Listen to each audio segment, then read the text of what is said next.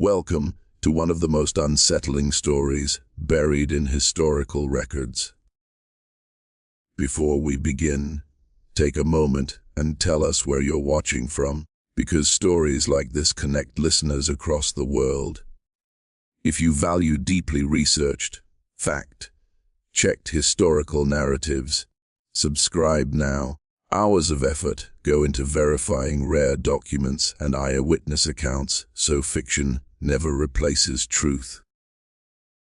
Tonight's story asks a chilling question: why did it take 3 horses and 7 dogs to move a single man standing 2.31 meters tall?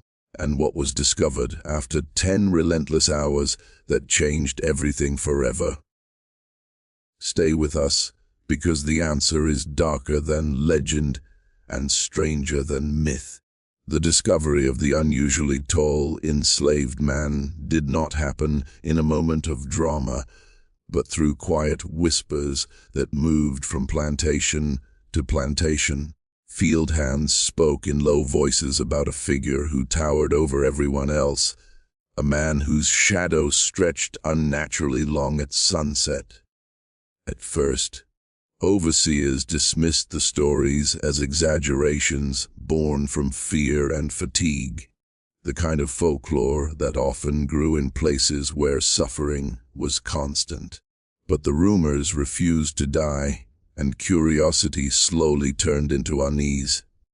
When he was finally seen by those in authority, the reaction was immediate and severe. Accustomed to controlling bodies through routine violence, they were unsettled by a man whose physical presence alone disrupted their sense of dominance.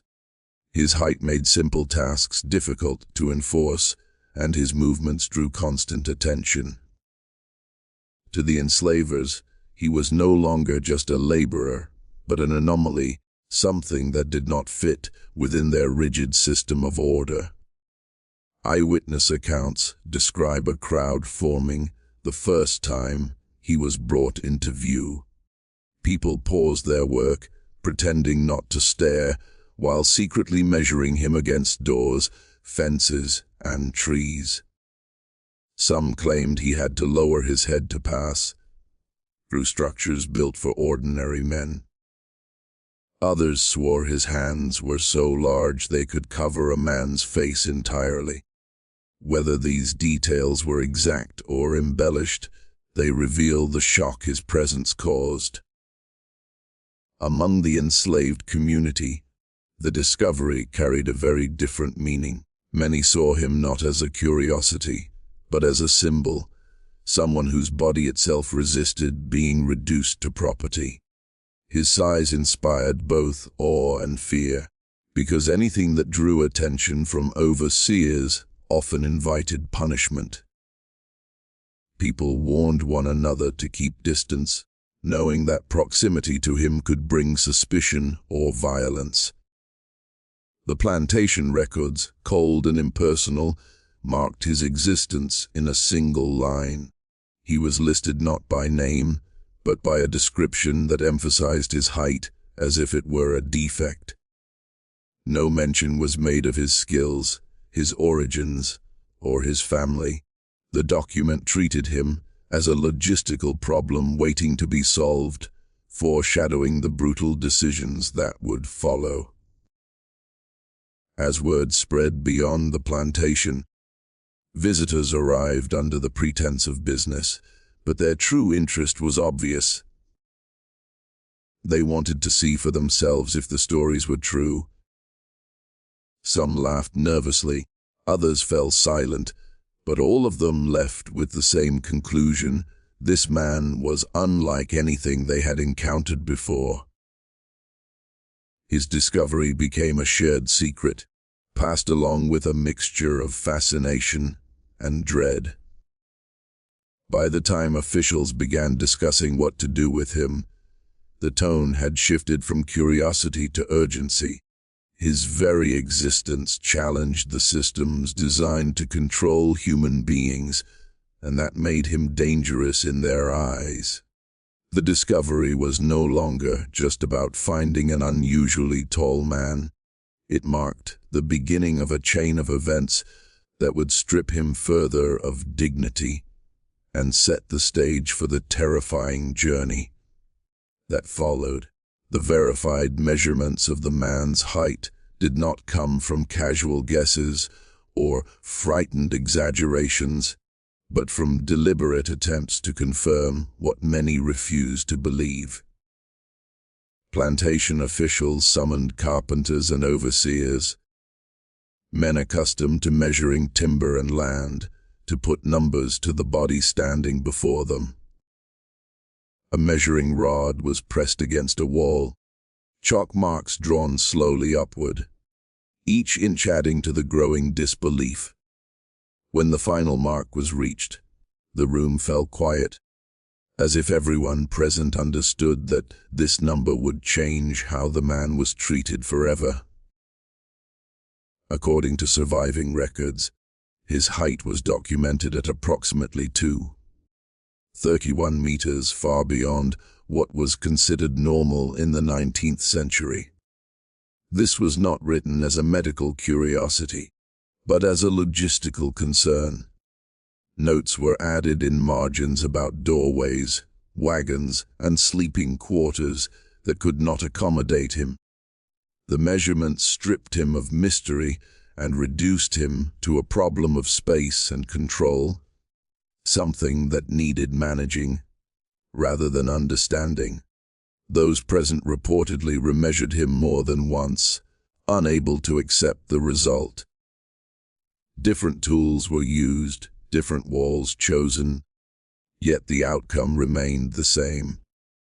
Each confirmation hardened the belief that this was no rumor, no trick of perspective.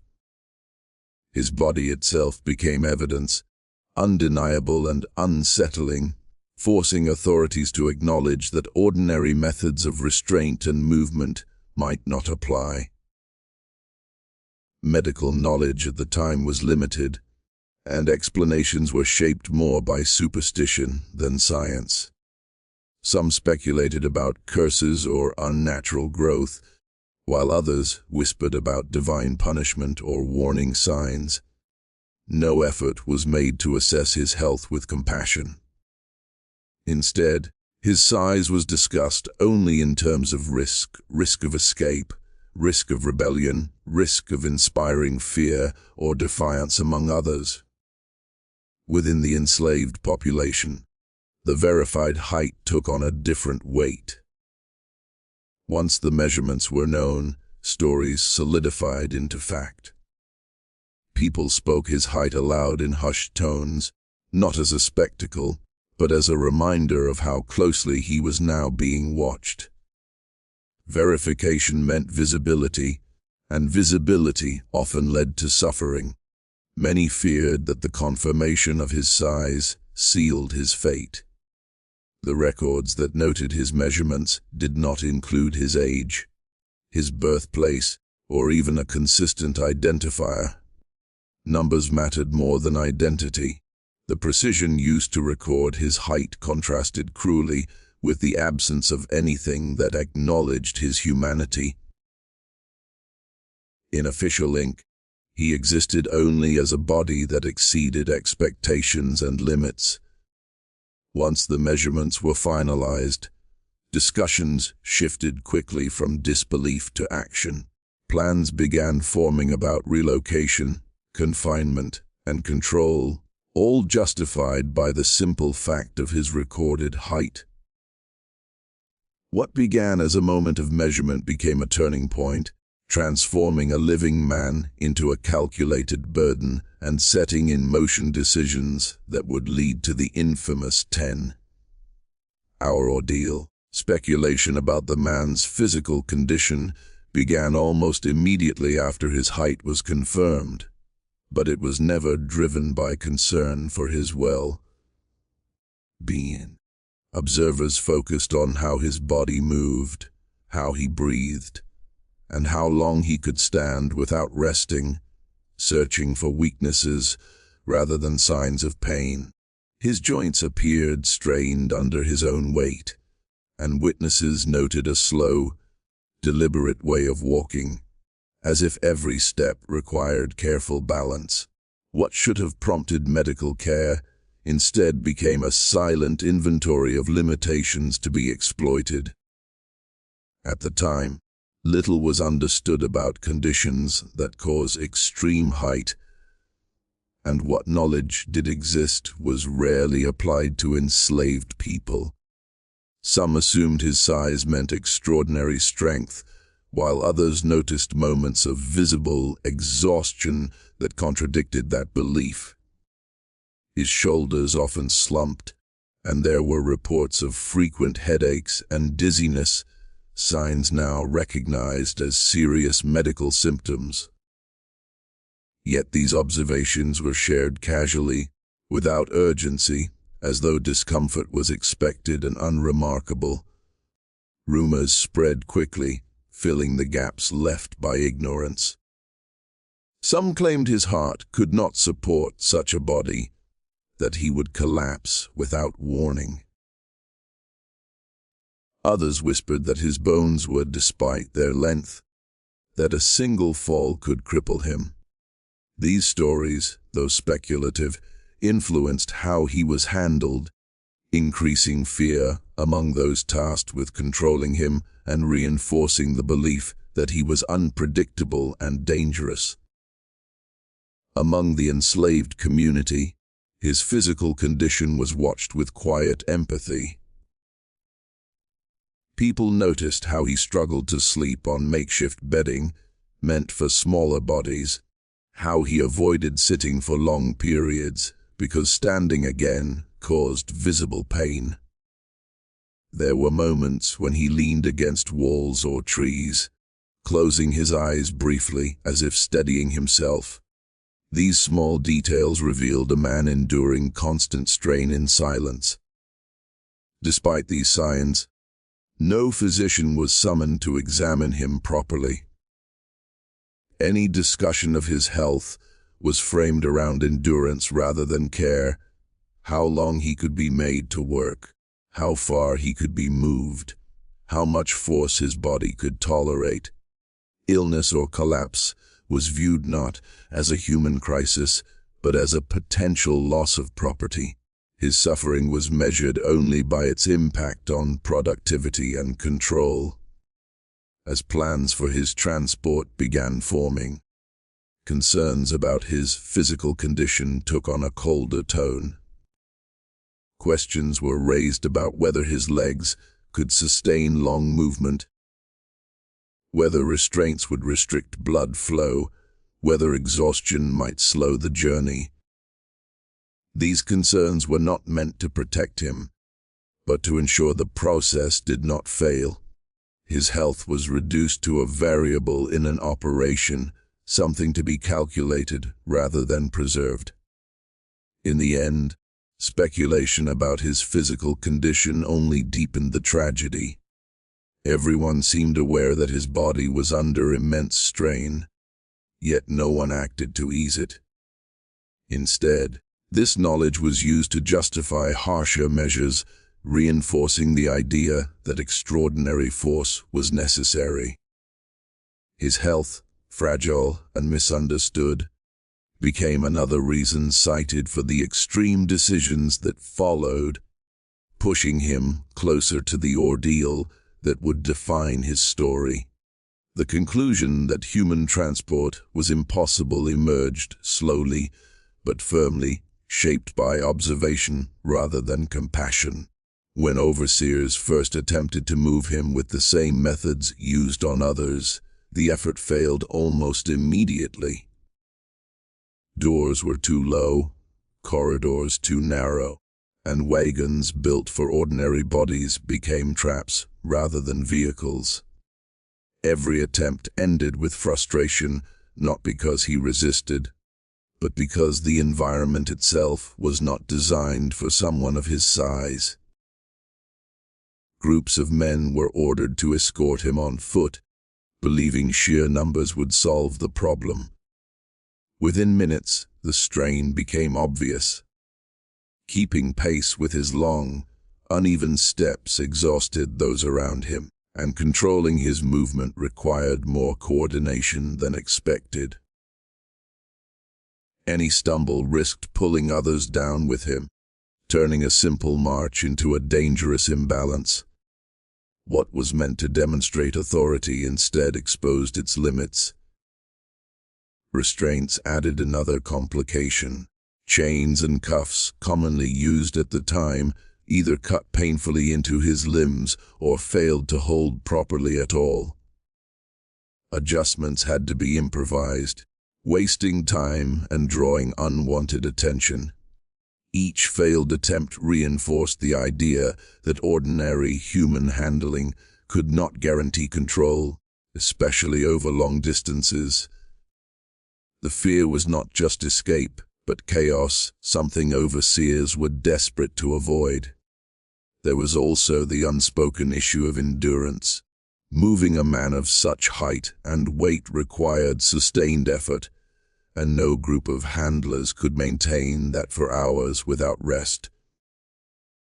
Any pause increased risk, inviting curiosity, resistance, or intervention. The longer the journey took, the more unpredictable it became. Human transport depended on stamina and discipline, both of which had limits that were quickly reached. Witnesses later recalled heated discussions among officials, where practicality outweighed morality. The question was not whether the journey would harm him, but whether it could be completed at all using people alone. Calculations were made about distance, terrain, and time, and each calculation led to the same conclusion. The cost in effort and control was too high. Among the enslaved, it was clear that something unusual was unfolding. People noticed repeated failed attempts and the growing agitation of overseers.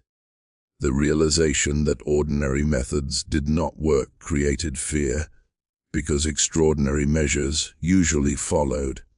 Silence spread as word passed quietly that humans would no longer be used to move him, signaling a shift toward something far more severe.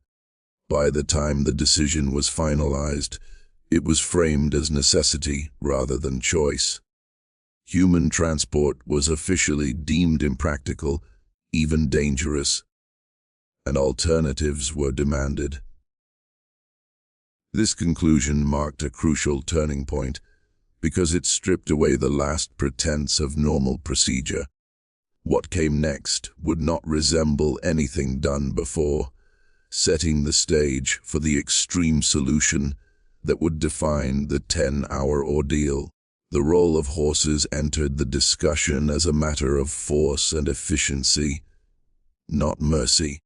Horses were already used on plantations to pull loads far heavier than any human body, and officials saw them as a solution to a problem that had resisted ordinary control. The logic was cold and mechanical. If a wagon of timber could be moved this way, so could a man whose body was now being discussed in the same terms. The decision reflected how completely he had been reduced to cargo. Preparations began with assessing the animals rather than the person. Strong draft horses were selected for their size and endurance, animals trained to respond instantly to reins and whips.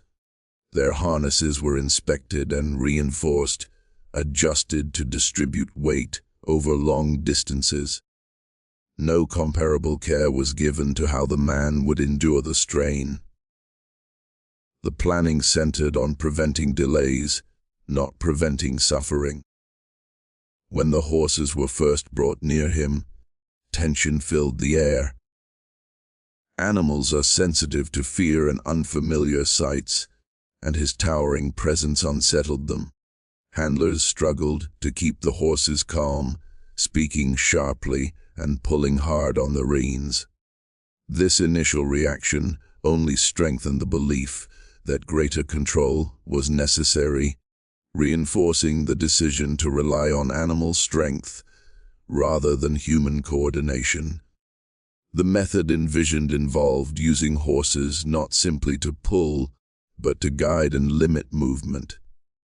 Their power would dictate pace and direction, removing any need for negotiation or adjustment. This approach promised consistency over distance, something human escorts had failed to provide. In their minds, horses offered predictability, even if that predictability came at a brutal cost. Witnesses later described the scene as deeply unsettling. A man, upright and alive, was positioned as if he were an object to be hauled. The horses stamped and snorted, sensing strain before the journey had even begun. For those watching, it was clear that this was not transportation in any ordinary sense, but a display of dominance meant to demonstrate absolute control. Among the enslaved community, the sight carried a heavy emotional weight. Horses were symbols of labor and punishment, often used to enforce obedience through speed and force. Seeing them prepared for this purpose signaled that compassion had been fully abandoned. People looked away, knowing that, once animals replaced humans in such tasks, the outcome was rarely survivable without lasting harm. The introduction of horses marked a decisive escalation. What had begun as a problem of logistics became an exercise in raw power, justified by convenience and fear. This choice ensured that the journey would proceed regardless of pain or collapse, locking in a method that prioritized completion over humanity. With the horses in place, the ordeal moved from planning into irreversible action. The use of trained dogs was introduced as an added layer of control, born from fear rather than necessity.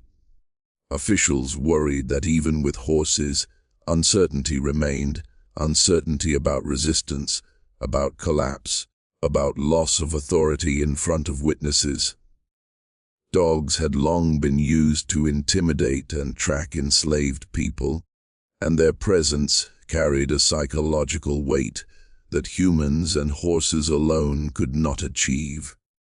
Bringing them into the plan signaled that obedience would be enforced not just through strength, but through terror. These were not ordinary animals wandering the grounds, but dogs conditioned to respond to sharp commands and aggressive cues. Their training emphasized pursuit, noise, and intimidation rather than restraint. Handlers believed the dogs would prevent hesitation or deviation, forcing continuous forward movement. The intention was clear: fear would fill any gap where physical force might fail. When the dogs were brought forward, their reaction was immediate. They circled restlessly, barking and pulling against their handlers, responding to tension in the air. Their noise drew attention from across the grounds, turning preparation into a spectacle. The sound alone was enough to silence conversation, reminding everyone present of the consequences of defiance.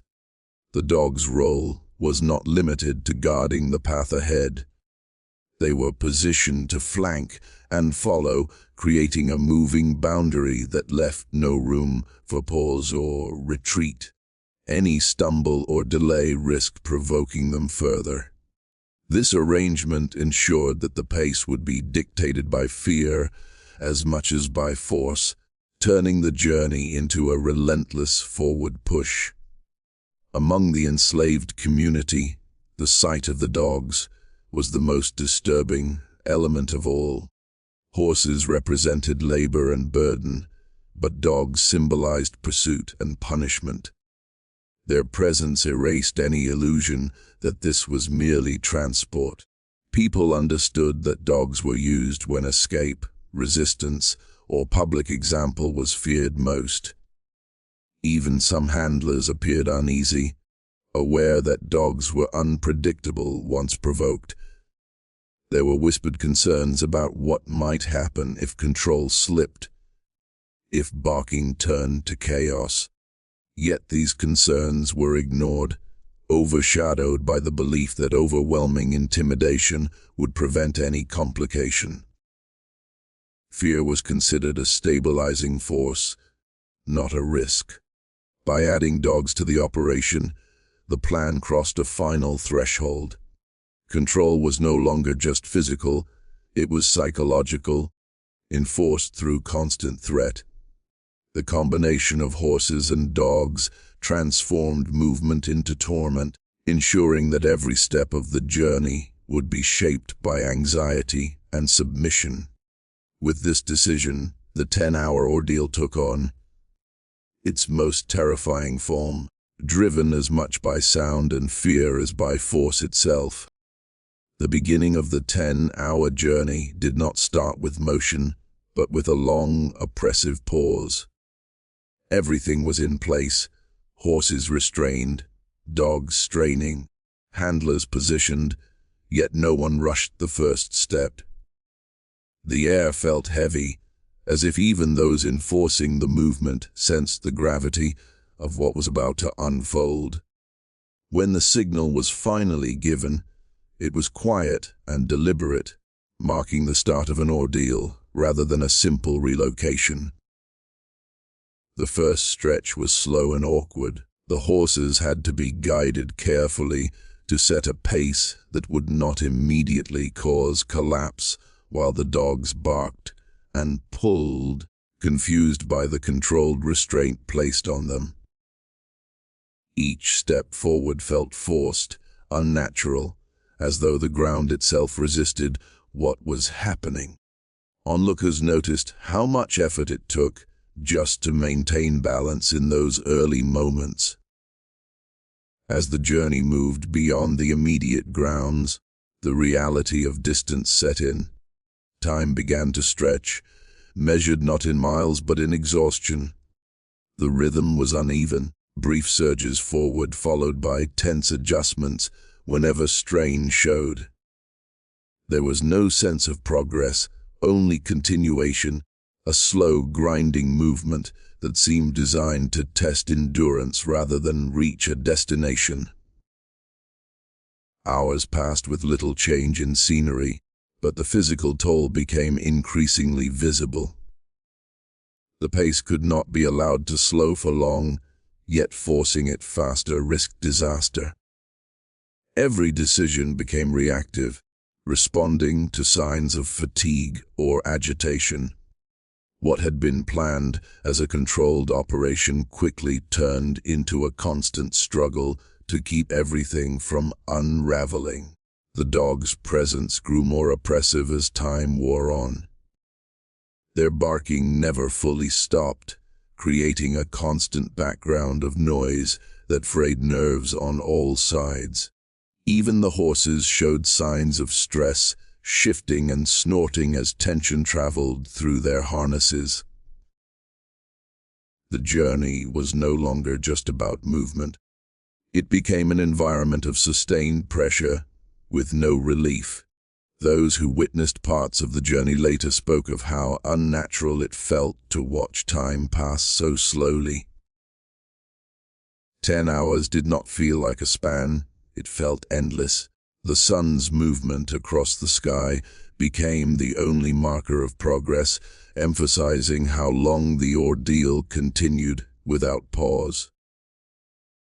Each passing hour deepened the sense that this was something that should never have begun. By the time the journey reached its midpoint, the original purpose almost seemed forgotten. What remained was the act itself, motion driven by fear, force, and determination to finish what had been started. The beginning of the 10-hour journey was not defined by where it started, but by the realization that once underway, there was no easy way to stop, setting the stage for whatever awaited at the end. The terrain and environmental challenges quickly became an unspoken enemy, during the journey. What might have seemed manageable on paper revealed itself as unpredictable and punishing in reality. Uneven ground forced constant adjustments, making every step a calculated risk. Soft soil slowed movement, while harder paths sent jarring shocks through bodies already under strain. The land itself offered no cooperation, only resistance. Weather added another layer of difficulty. Heat pressed down relentlessly, drawing sweat and exhaustion from everyone involved. The air grew thick and heavy, making breathing harder with each passing hour. Shade was scarce, and when it appeared, it offered only brief relief before movement resumed. The environment showed no mercy, amplifying fatigue and discomfort without pause. Natural obstacles interrupted progress again and again. Narrow paths forced tighter control, while scattered roots and stones threatened balance. Any stumble became dangerous, not just for the man being moved, but for the animals and handlers as well. Each obstacle demanded immediate correction, turning the journey into a continuous series of tense decisions rather than steady travel. The landscape also limited visibility, creating moments of uncertainty and fear. Dense stretches of land narrowed sightlines, making it harder to anticipate what lay ahead. This lack of clarity heightened anxiety, particularly among those responsible for maintaining order. Every unseen bend felt like a potential problem waiting to surface. As hours passed, the environment began to erode coordination. Heat, dust, and uneven footing dulled focus and slowed reactions. Commands had to be repeated, movements corrected more often. What began as a controlled operation became increasingly fragile, held together by effort rather than confidence. For observers along the way, the contrast was unsettling. The same land that appeared calm and ordinary now witnessed an extraordinary strain unfolding across it. Fields and paths that had seen daily labor were transformed into stages for suffering. The normal rhythm of the environment clashed sharply with the unnatural nature of the journey. By the later hours, the terrain and conditions were no longer just background elements. They actively shaped the outcome.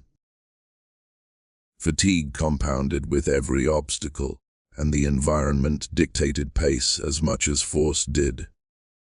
The land had become a silent participant, testing endurance and pushing the ordeal closer to its breaking point as the 10-hour journey dragged on. Witness reactions began quietly, almost cautiously, as people tried to understand what they were seeing without drawing attention to themselves. Some stopped at a distance, pretending to rest or adjust their work, while their eyes followed the slow movement passing by. No one spoke openly at first. The scene was too strange, too heavy, and most sensed that watching too closely could invite trouble. As the procession continued, disbelief turned into visible unease. People compared what they saw to stories they had heard, realizing the rumors had been understated rather than exaggerated. The scale of the operation, the animals, the handlers, the tension, made it clear that this was not routine. Faces hardened, and whispers spread in fragments, never forming full sentences, as if words themselves felt dangerous. Among the enslaved, reactions were layered with fear and empathy. Some looked away quickly, unwilling to witness something that might stay with them forever. Others watched intently, searching the man's face for signs of strength or collapse. Many understood that what was happening to him could one day happen to anyone who disrupted the system, even unintentionally.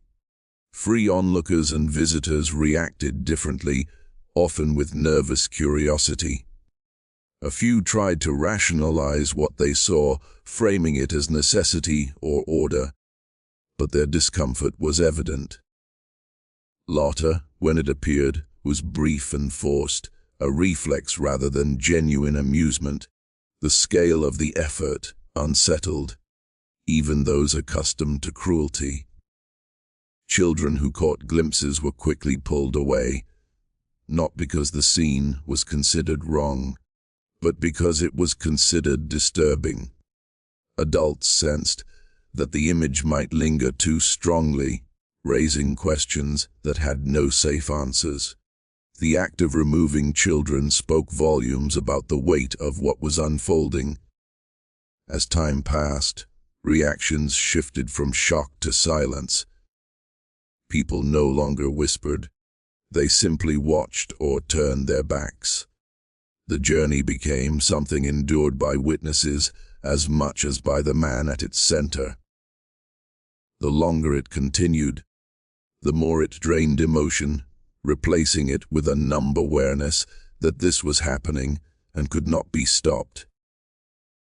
By the later hours, witness reactions had settled into a collective understanding that they were observing something that would be remembered, even if never spoken of openly. The looks exchanged said more than words ever could. This was not just a movement across land, it was an event that would live in memory, shaping how those who saw it understood power, fear, and silence long after it passed. The moment everything went silent did not arrive suddenly, but crept in as sound slowly drained away. The barking that had dominated the journey weakened, then stopped altogether. Hooves that once struck the ground with force slowed to careful steps. Even commands from handlers softened, as if raised voices no longer felt appropriate. The absence of noise was so complete that it drew more attention than chaos ever had. Those closest sensed the change before they understood it. Movement faltered, not enough to halt progress, but enough to create hesitation. The air felt different, thicker, heavier, carrying an unspoken awareness that something had shifted. Eyes moved instinctively toward the center of the procession, searching for a reason behind the sudden calm. The dogs, once restless and aggressive, stood unnaturally still. Their bodies were tense, ears alert, but they no longer pulled or barked. Animals trained to react to fear seemed instead to recognize it. This unexpected behavior unsettled the handlers more than resistance ever could. Silence from creatures bred for noise felt like a warning. The horses responded in their own way, slowing despite pressure to continue. Their breathing was audible now, deep and strained, filling the quiet left behind. Every small sound, leather creaking, metal shifting, felt amplified. The journey had not stopped, but it no longer felt controlled. It felt suspended. Witnesses who had lingered along the path sensed that this silence marked a turning point. Conversations ceased completely. People stopped pretending to be busy and simply stood still. The absence of sound demanded attention, forcing everyone present to confront what they were part of, even if they refused to name it. Time seemed to stretch unnaturally during this phase. Minutes passed without anyone certain whether to move forward or pause. Decisions that once came quickly now required glances and silent agreement.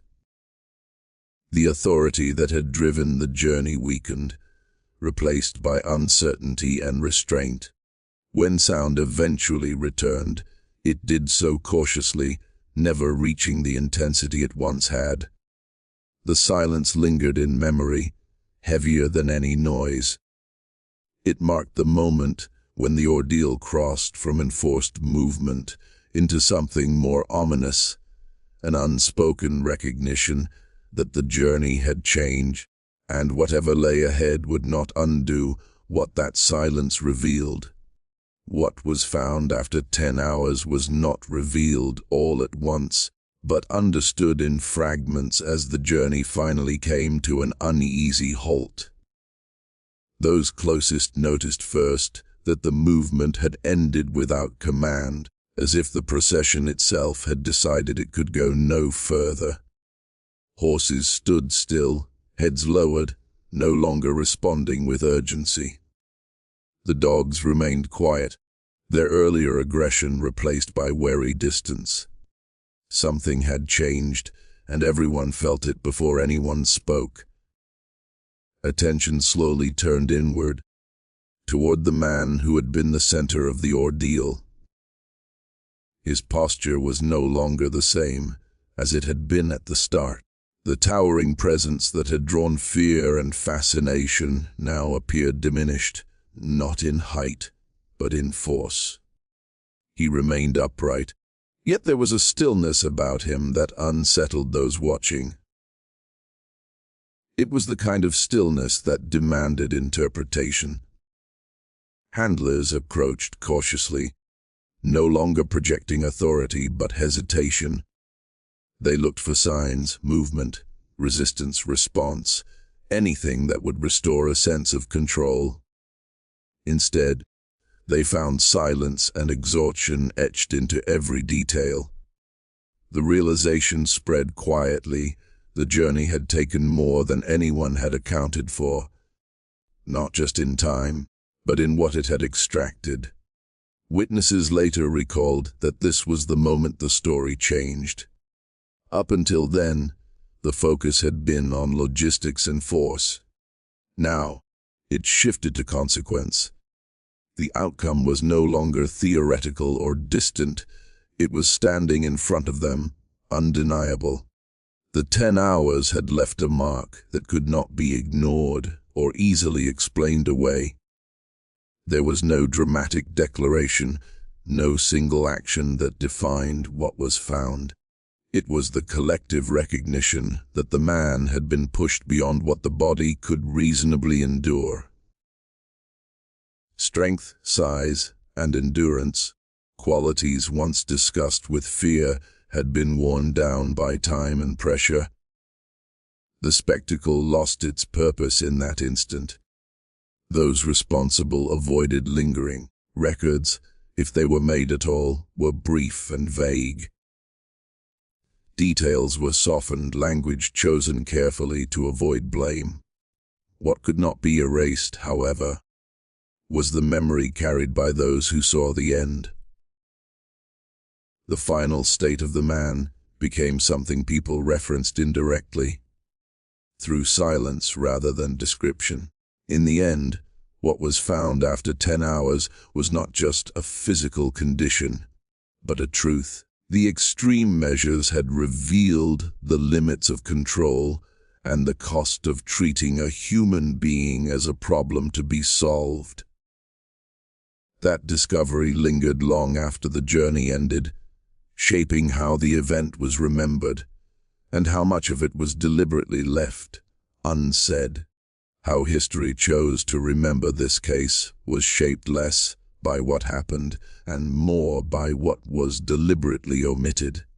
Official records reduced the entire ordeal to a few neutral lines, stripped of emotion and consequence.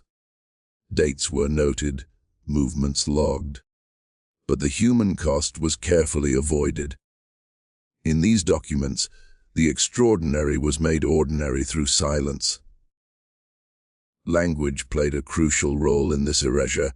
Words like transport, relocation, and difficulty replaced any acknowledgement of suffering. The man himself disappeared behind measurements and outcomes, remembered as a logistical anomaly rather than a person. By controlling how the event was written, those in power controlled how it would be understood by future readers. Among local communities, the story survived in fragments rather than full accounts. It was passed down in lowered voices, altered slightly with each telling, shaped by fear and memory.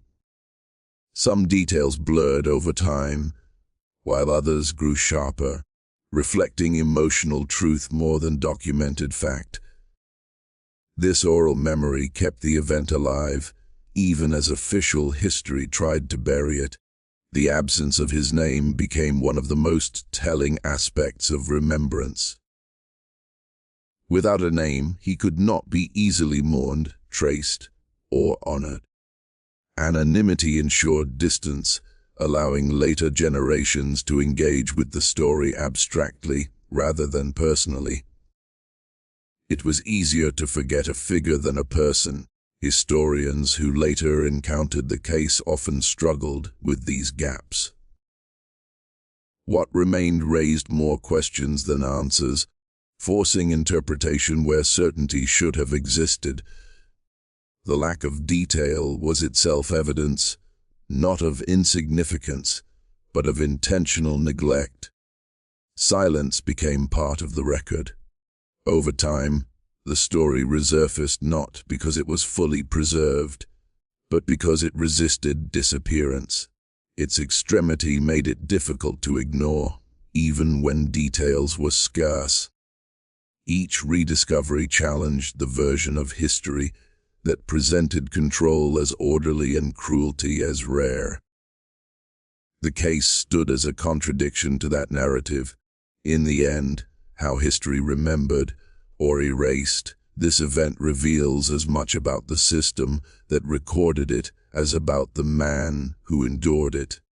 What was left unsaid speaks louder than what survived on paper. The legacy of the 10, our ordeal exists in that tension, reminding us that history is not only written by actions, but by the silences chosen afterward.